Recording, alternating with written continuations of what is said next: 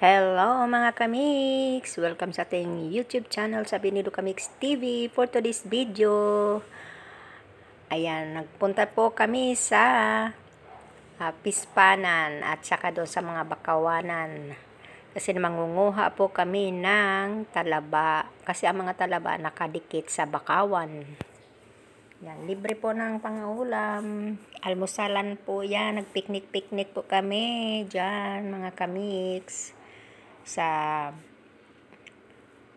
ayan, nanguhan, ayan mga kapatid ko, yan namin ang pamangkin ko, yung isang naka-short pamangkin ko yan, nangunguhan ng talaba, libre ng almusalan, ng aga-aga nagbaktasan ng binaktasay, dahil para pagdating ng medyo tanghali na, tataas na ang dagat eh.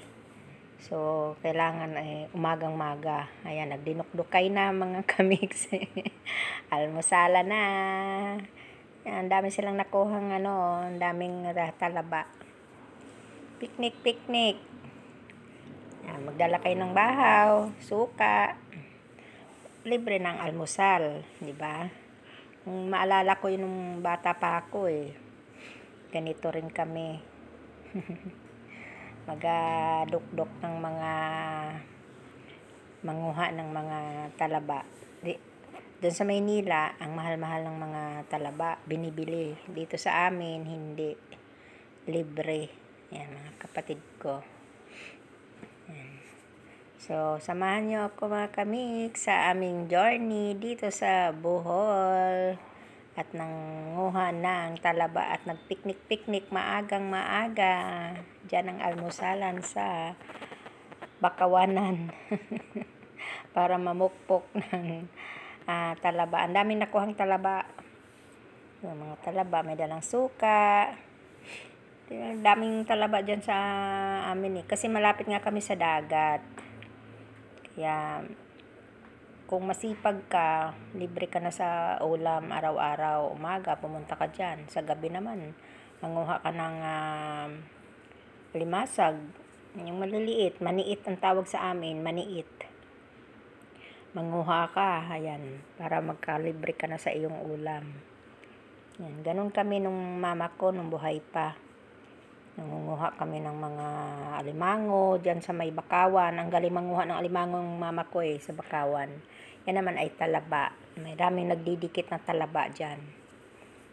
So, thank you for watching mga kamix. Yan, samahan nyo ako sa aming pagpipiknik.